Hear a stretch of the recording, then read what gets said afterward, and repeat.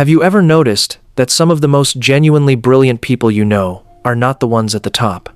Not the ones who built the thing, launched the thing, finished the thing. They are the ones who could see exactly how it should be done, who understood the landscape more clearly than anyone else in the room, who had ideas that made you stop and think. And yet somehow, years later, the thing still hasn't happened. And someone with half the insight and a fraction of the depth has built something real, while the brilliant person is still refining the plan. Psychology says this is not a coincidence, it is a pattern, and it runs directly through the very thing that makes these people extraordinary. The first reason is that high intelligence makes the imagination almost too vivid. When a sharp mind conceives of a goal, it doesn't produce a rough sketch. It produces a detailed, fully realized picture of what success looks like, how it feels, what it means, what it costs, what comes after, and that picture is genuinely compelling. It is rich enough to inhabit, rich enough to return to, rich enough, and this is the trap, to produce many of the same neurological rewards as actually building the thing. Research on mental simulation has documented this with considerable precision. The brain does not sharply distinguish between vividly imagining an outcome and partially experiencing it.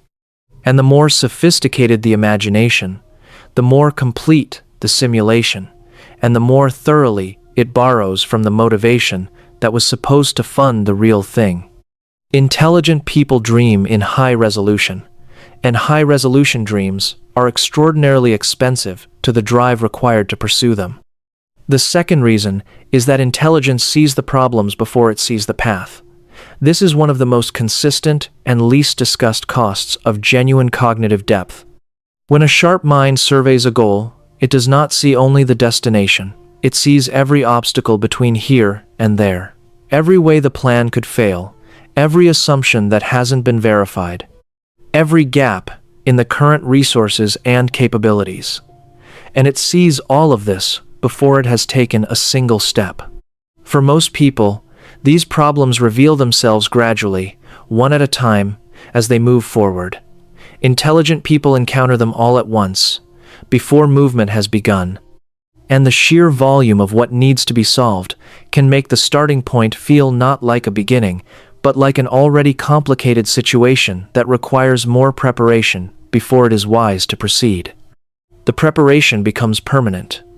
The problems remain permanently unsolved because solving them was always the prerequisite for starting, rather than something that happens on the way.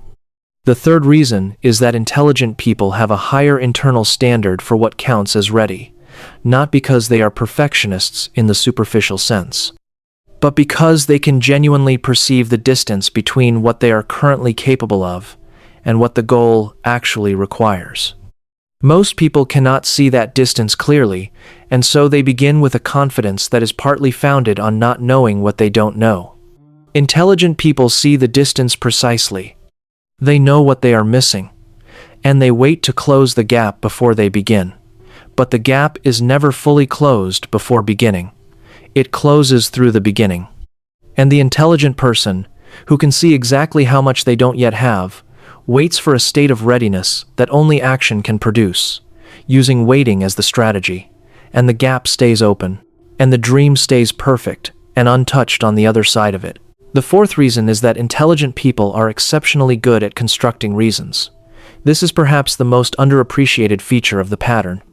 The same cognitive capacity that allows a sharp mind to analyze a situation, anticipate consequences, and understand complexity also allows it to generate, on demand, a nearly unlimited supply of legitimate-sounding justifications for not acting yet. The timing argument, the resource argument, the strategic patience argument, the need for more information. Each one is coherent, each one contains the real truth, and each one is generated by a brain that is, underneath the reasoning, doing something much simpler, protecting the person from the risk of genuine effort, followed by an uncertain outcome. Intelligence does not create avoidance, it rationalizes it, and it does so with such sophistication that the avoidance becomes almost indistinguishable from wisdom. The fifth reason is that intelligent people often confuse understanding with doing, and the two have almost nothing to do with each other. A sharp mind can develop a complete and accurate understanding of what it takes to achieve something, can map the territory in extraordinary detail, can even teach others how to navigate it, without ever having to navigate it themselves. Understanding lives in the mind, doing lives in the body, in time, in the world. And the neurological systems involved in each are largely separate. The person who understands precisely what discipline requires, and the person who practices discipline daily are not the same person automatically. Understanding what something requires and training yourself to do it are entirely different processes, and intelligence, which accelerates understanding enormously, does nothing comparable for the second process. You can know everything about how to build something and have not yet built the smallest version of it. If the shape of this is finding something familiar in you or someone you know, stay here. This channel exists to take the patterns that run below the surface of intelligent, capable, genuinely ambitious people and give them the precision they deserve. Subscribe if you haven't already, because what comes next is the part most people never examine, the part that operates deepest and does the most quiet damage over the longest period of time. The sixth reason is that for highly intelligent people, the dream carries a weight that it doesn't carry for most. It is not simply a goal. It is a confirmation.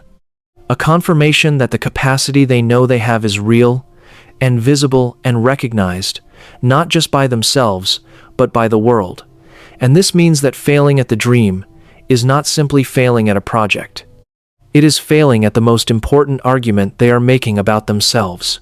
And the brain, which understands the stakes at an unconscious level, even when the conscious mind is talking about strategy and timing and resources, responds accordingly.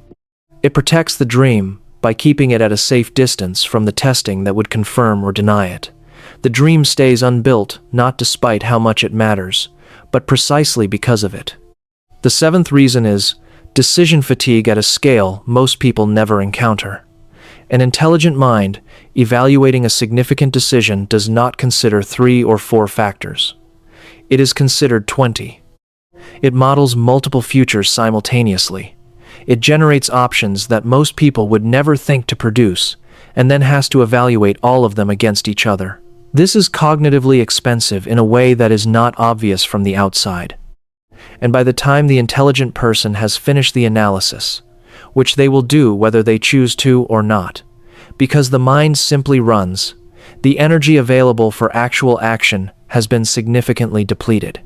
Not because they were lazy, because thinking at that level is itself demanding labor, and it leaves less in reserve for the moment that matters, which is the moment of simply starting. The eighth reason is that highly intelligent people often receive a lifetime of validation for knowing rather than for doing. They were the ones with the right answers in school, the ones who understood things fastest, the ones who were praised for their thinking rather than their output. And over time, a quiet but powerful association forms between intelligence and the performance of intelligence, between knowing and being valued for knowing. The actual production of things, which is slow and imperfect and often does not reflect the sophistication of the mind behind it, can feel like a lesser demonstration of what they are capable of. Staying in the realm of ideas is staying in the place where their intelligence is most visible and most celebrated. Moving into the realm of action is moving into a place where the gap between their potential and their current output becomes real and measurable and public.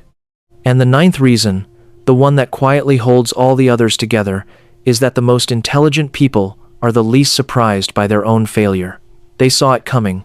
They modeled it before it happened. And somewhere in the processing of that anticipated failure, something was decided that was never spoken aloud. That the risk of trying and being publicly, definitively, measurably not enough is a risk that their sense of self cannot comfortably absorb. And so the intelligence, which was supposed to be the engine of achievement, becomes the architecture of the most sophisticated, most internally coherent, most genuinely reasonable sounding case for staying exactly where they are. Here is what psychology ultimately wants to say about this.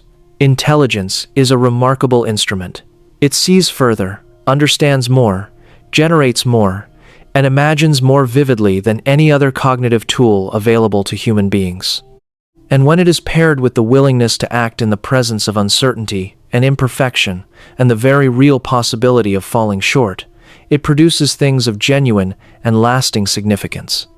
But when it operates without that willingness, when it is left alone with its own sophistication and its own standards and its own capacity for infinite preparation, it becomes the most elegant trap a person can live inside.